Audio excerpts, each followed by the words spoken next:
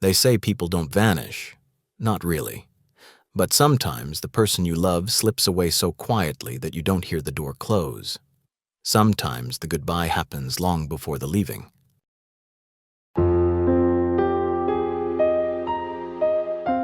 On the night she disappeared from his life, there was no fight, no shouting, no storm of words, no tearful breakdown. Just silence.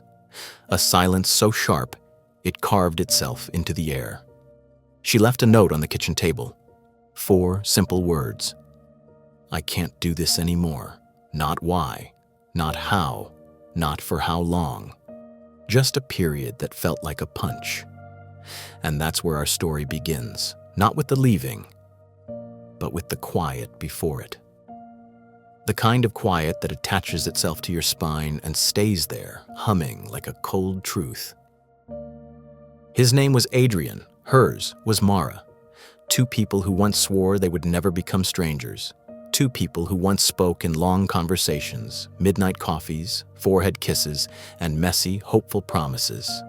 But love can turn into something else when no one is paying attention. Adrian was the kind of man who didn't say much. He loved deeply, but quietly. His silence didn't come from coldness. It came from fear. Fear of being misunderstood, fear of saying the wrong thing, fear of vulnerability because vulnerability had burned him before. Mara was the opposite. She felt intensely. She noticed things that others missed, shifts in tone, changes in energy, the tiny cracks beneath someone's calm exterior. She didn't need poetry to feel loved. She needed presence, warmth, reassurance, a soft, I'm here, even when things were heavy. But slowly, almost imperceptibly, they began living in 2 different emotional climates. He thought she was asking for too much. She thought he was offering too little, and neither of them had the language to bridge that growing space. The story truly began months before she left, on a cold evening in early autumn. The sun had fallen early, and the house was lit only by the soft glow of a lamp in the living room. Adrian sat on the couch scrolling through work files. Mara walked in, wrapped in a blanket, her face tired in a way he didn't immediately recognize. You didn't ask how my day was, she said gently. He didn't look up, not because he didn't care, but because he thought she knew he did. I figured you'd tell me if something was wrong, he answered.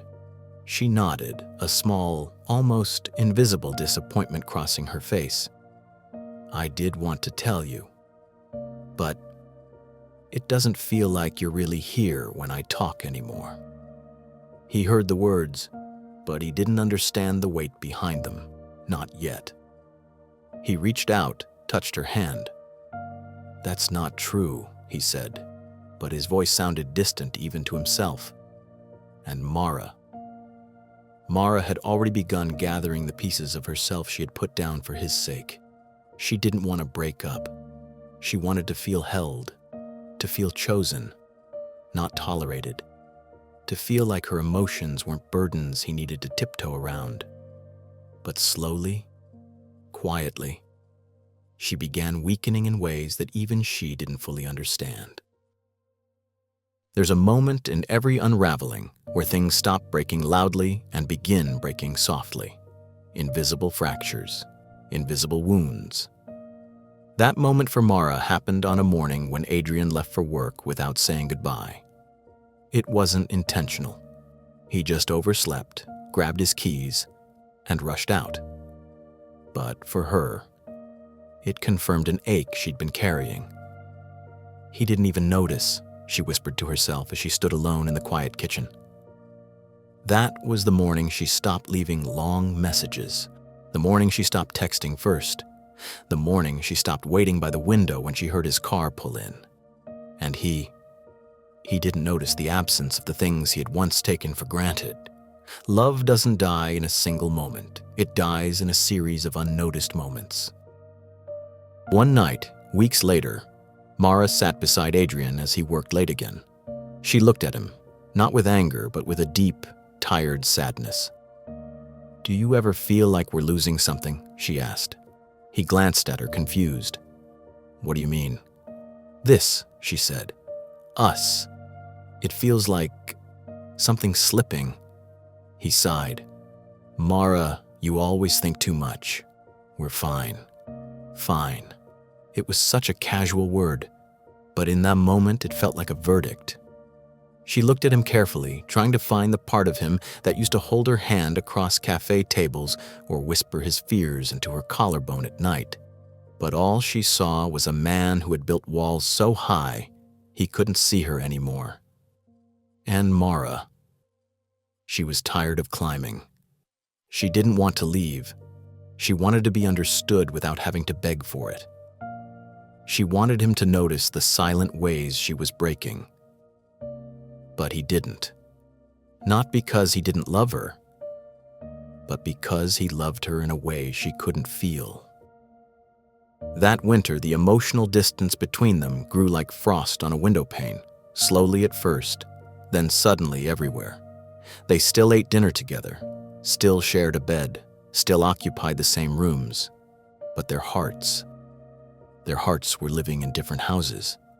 Some nights, Adrian woke up and found Mara staring into the darkness. He would ask if she was okay. She would say, "I'm fine." And even though he didn't believe her, he didn't push. He feared the truth might be too heavy. She feared his detachment might be permanent. Two people drowning next to each other, too afraid to admit they couldn't breathe. And then came the night she left.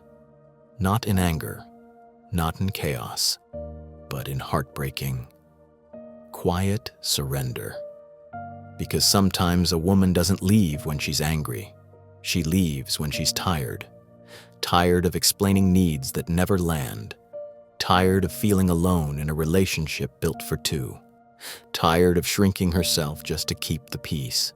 And tired of losing herself trying to keep someone who didn't realize she was slipping. This was not abandonment. It was self-preservation, a kind of leaving that happens when staying hurts more than walking away.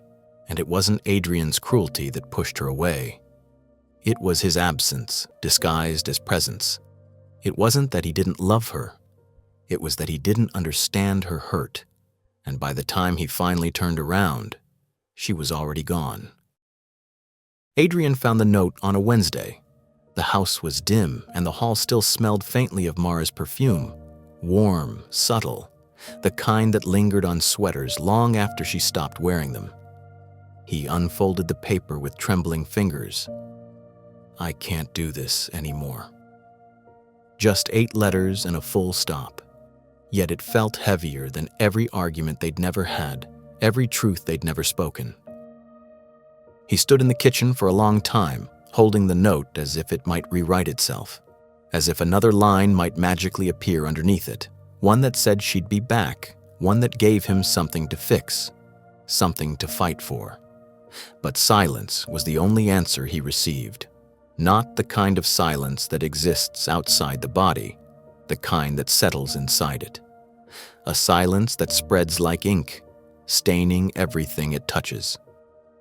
He walked through the house, room by room, as though expecting her to be hiding behind a door or curled up on the couch or sitting in the bedroom brushing her hair the way she used to. But she was gone. Her favorite mug was missing. Her sweater from the back of the chair. Her journals from the bedside table. The little plant she used to water even when it already looked dead. Someone who planned to return doesn't take the small things. Someone who leaves without planning to come back does. At first, Adrian felt anger, not at her, but at the confusion she left him with. No explanation, no conversation, he whispered to himself. How can someone just walk away from years like that? But the anger faded quickly, replaced by something worse, the haunting realization that her silence was the explanation. Because people don't leave loud when they've been hurting quietly. He sat on the couch, the same place where they once shared laughter, arguments, lazy Sunday mornings, and the space beside him felt cavernous. Everything was too still, too perfect, too untouched, like the house wasn't abandoned but paused. Days passed. He went to work, but he wasn't really there. He answered emails, nodded through meetings, stared at people talking as if their voices were coming from underwater. He kept looking at his phone, waiting for a text that never came. His mind replayed every moment from the past year. Every time she'd tried to talk, every time he dismissed her concerns, every time she'd gone quiet with that faraway look in her eyes. He saw them now with painful clarity. He remembered nights when she sat beside him on the bed, her body turned slightly away, as though she were still there physically but retreating emotionally. He remembered the way she'd stopped asking him to join her for evening walks. The way she'd started reading late into the night with a lamp on her side of the bed, while he slept facing the other direction. He remembered her voice, soft, almost pleading. "Adrian, do you even need me anymore?" And his careless reply, "Of course I do. Why would you even ask that?" But he never answered her properly, never asked why she felt that way, never sat with her in her fears. He just assumed love was strong enough to survive neglect, the way a plant will somehow grow without water. One evening, about a week after she left, he found one of her journals wedged behind the nightstand. Not intentionally left behind, just forgotten. He hesitated. Opening someone's journal felt invasive, wrong. But so did losing her without understanding why. He opened it. The first page he turned to wasn't angry or dramatic. It wasn't a breakup letter or a confession. It was a simple line. "I don't think he knows how much I'm hurting." Another page. "I stopped talking because he stopped listening." Another. "When did we start living beside each other instead of with each other?" And then the line that broke him. "I still love him. I just don't feel loved by him." Adrian closed the journal slowly, his eyes burning. This wasn't a woman who wanted to leave. This was a woman who wanted him to notice she was disappearing. He felt the weight of every missed moment pulling at him. Every time he'd brushed her worries aside, thinking she was overthinking. Every time she'd cried quietly in the bathroom so he wouldn't hear. Every time she'd walked away mid-sentence because she realized he wasn't really listening. He thought their relationship was stable, predictable, safe. But that was the problem. He had no idea she'd been starving emotionally. No idea she'd been surviving on scraps of affection. No idea she'd been grieving the relationship even while still inside it. One memory hit him unexpectedly. A rainy night, months before she left. They were driving home in silence, the car filled with the soft hiss of rain on the windshield. She suddenly whispered, "Do you ever feel lonely with me?" He answered quickly. Too quickly. "No, why would I?"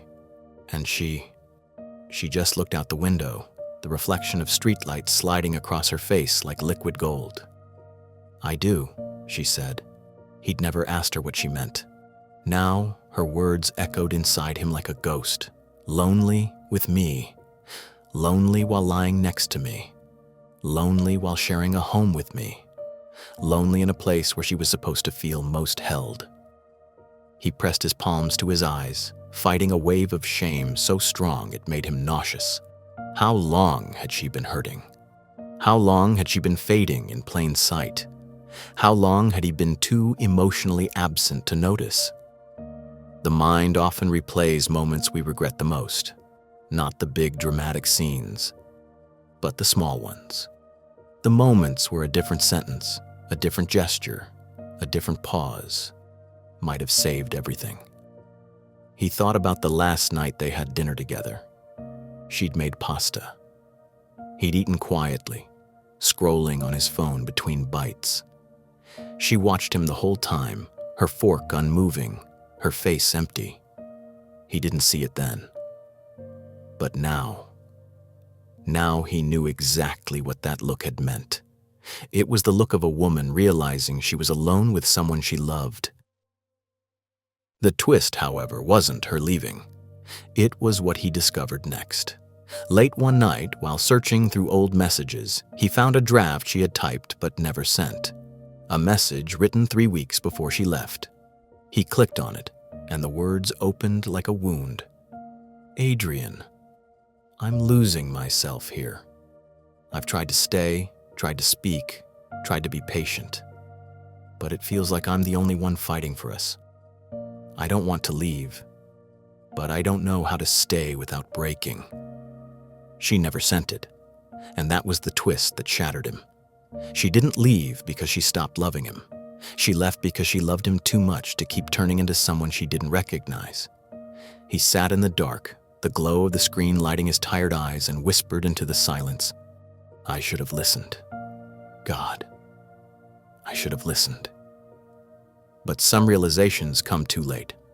Love, unnurtured, doesn't explode. It evaporates, quietly, slowly, softly. And when it's gone, you don't notice until you reach for it and find only absence. Adrian didn't sleep the night he found the unsent message. He sat on the floor of their bedroom, the same place where they had whispered dreams into each other's shoulders, the same place where their love had once felt invincible. Now, it felt like a museum, a place full of memories, but devoid of life. He stared at the wall, the silence pressing down on him like a weight he could no longer ignore. Almost without thinking, he began talking into the emptiness. Mara, I wish you had told me. I wish I had heard you. His voice cracked on the last word, as if hearing himself say it made the truth too painful to hold. But the truth was simple. She had told him. He just never understood. Or worse, never took her pain seriously. In the weeks afterward, Adrian tried to return to normal life, but normal life didn't fit him anymore. Everything felt wrong, his routines, his habits, even the sound of his own breathing. He stopped eating properly, stopped sleeping, stopped pretending that everything was fine, because the absence of someone you love is not a quiet void. It is a loud one, a roaring emptiness that screams in every room, every hour, every heartbeat. He began noticing all the small things she used to do, the way she folded the edge of the blanket so they wouldn't tug on him at night, the way she set 2 cups on the counter even when she was only making tea for herself, the way she checked on him when he worked too late, placing a hand on his shoulder gently, like she was reminding him he wasn't alone. And he realized something deeply painful. She never asked for big things. She never demanded grand gestures. All she wanted was presence, warmth, a partner, not a roommate, a place to rest her heart, not a space to tiptoe around. He had given her everything except the one thing she needed: emotional safety. One evening, unable to sit with the silence any longer, Adrian grabbed his keys and drove. Not with a destination in mind, just motion. Movement felt easier than stillness. He drove past the cafes they once visited, past the bookstore she loved, past the park bench where she once cried in his arms after a terrible week. He replayed everything she ever said that he brushed off, her soft confessions, her fears, her loneliness. He felt each memory like a bruise pressed too hard. Eventually, he ended up outside the small apartment building where she used to live before moving in with him. He didn't get out. He didn't try to find her. He just sat in his car in the cold night, staring at the building, imagining what floor she might be on if she had returned here. He whispered to himself, "Did you feel safer without me?" The question hurt more than the answer ever could. One day, about a month after she left, he received an envelope in the mail with no return address. Inside was one page, her handwriting. His breath caught. It wasn't a love letter. It wasn't an apology. It wasn't a request to come back. It was closure, but not the kind he expected. It read, "Adrian, I didn't leave because I stopped caring. I left because I stopped recognizing myself. I needed peace, and I couldn't find it with you. Not because you were cruel, but because you were absent in all the moments that asked for presence. I hope you understand someday. I hope you grow. and I hope you find someone who hears you the way I wished you heard me. Mara. He read the letter so many times the ink started to blur from the touch of his fingers, and then something happened. He didn't break. He softened. A painful, fragile, unfamiliar softness. He felt the truth of every sentence, and for the first time, he didn't defend himself internally, didn't say she was overreacting, didn't say he did enough. He just accepted. Accepted that love requires more than good intentions. Accepted that neglect doesn't have to be violent to be damaging. Accepted that silence can hurt more than anger. He folded the letter, placed it gently in a drawer, and sat on the edge of his bed. And that's when the emotional climax hit him. The moment the heart breaks cleanly instead of shattering. He whispered into the dim room, "I loved you, but I didn't know how to show it, and you deserved someone who could." A tear fell, landing on his hand. He didn't brush it away, because grief is a teacher, a brutal, honest one. Weeks passed. He began journaling, something he never thought he'd do. He began reading about emotional communication. He began reflecting on his own patterns, his own fear of vulnerability, the way he used silence as a shield instead of connection. He learned something uncomfortable. Communication wasn't his weakness. Avoidance was. And avoidance, when left unchecked, becomes abandonment, even when the person never physically leaves. It dawned on him that Mara didn't leave him. She left the version of herself that begged for crumbs of affection.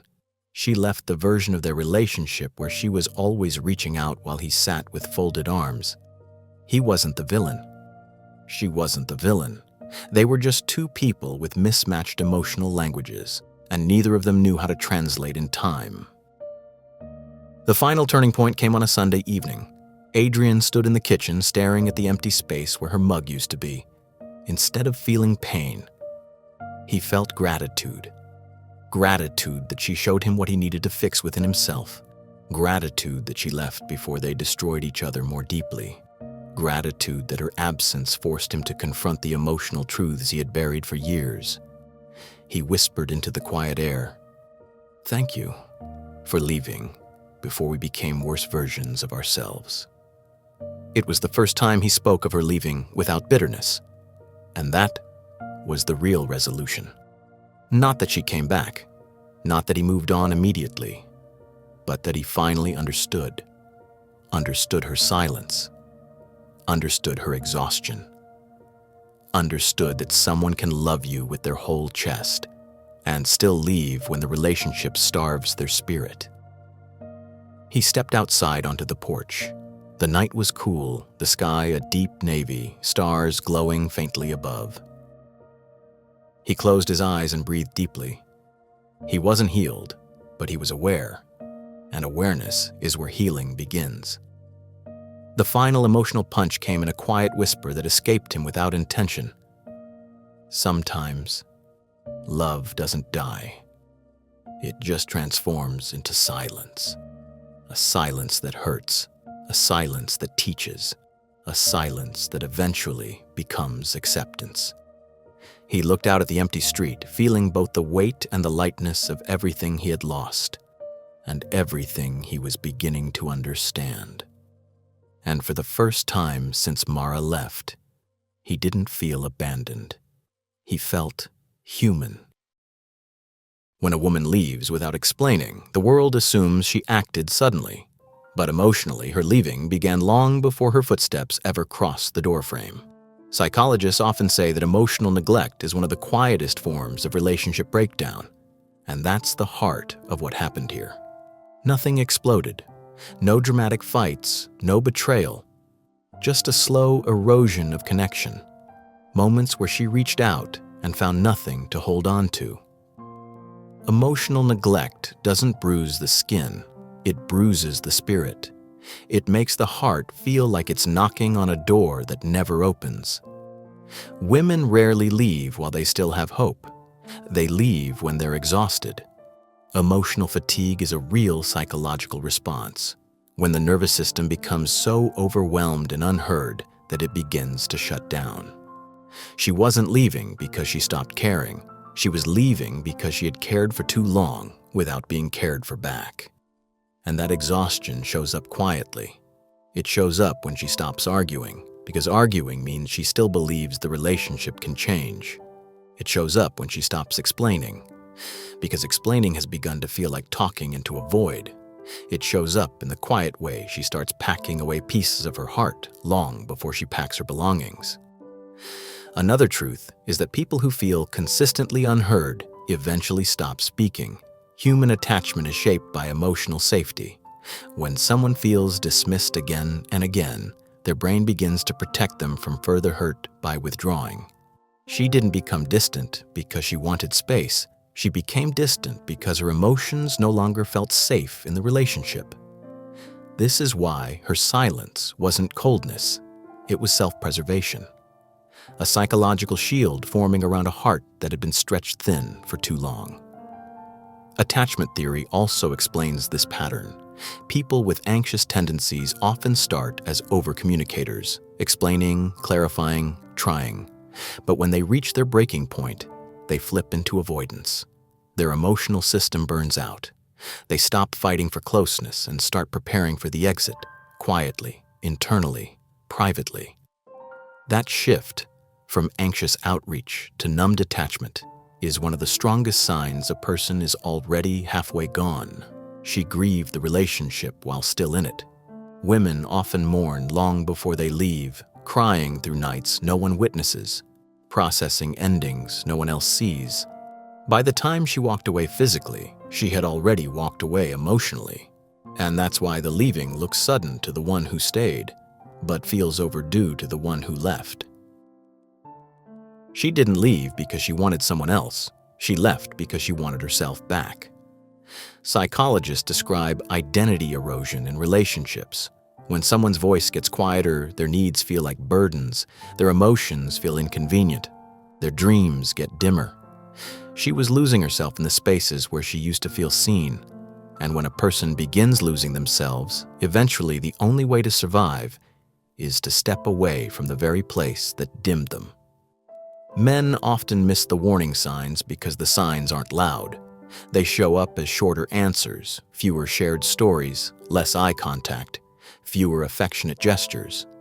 They show up in her tone softening not from love, but from resignation. These aren't punishments. They're symptoms.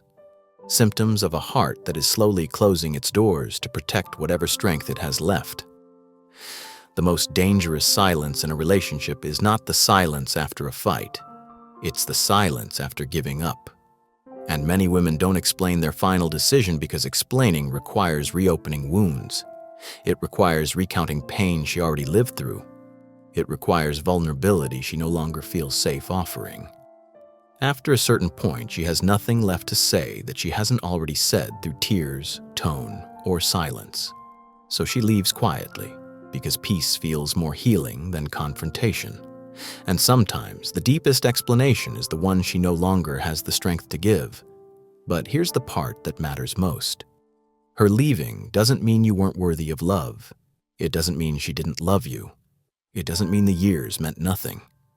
Her silence wasn't a judgment. It was a boundary. It was the only way she knew how to stop breaking herself just to keep the relationship alive.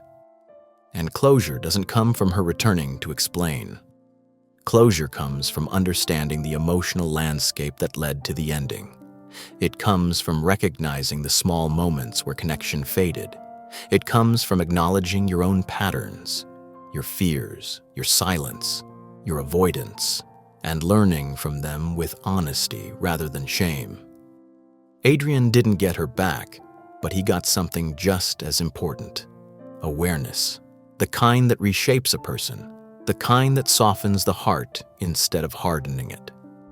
In realizing what he missed, he learned how to love differently, not out of guilt, but out of growth.